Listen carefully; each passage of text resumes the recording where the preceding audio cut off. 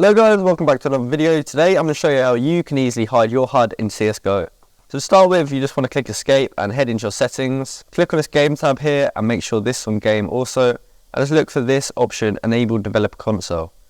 Now if you're new to the game, this will be set to no by default. So you just want to go ahead and select yes, and we can go back into our game. So to start with, you just want to head into your console and you want to type in sv_cheats1.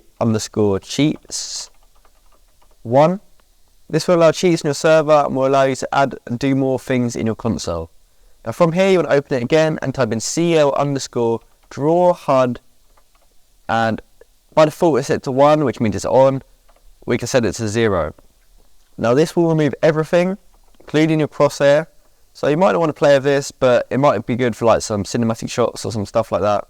Now another command we can also do is, let's just turn this back on. So another command we can actually do is cl_draw only def notices, and we can set this to 1. What this will do is this will remove everything in your health, but it will keep your crosshair and it will also keep the def notices. So if we go ahead and get a kill here, or get killed,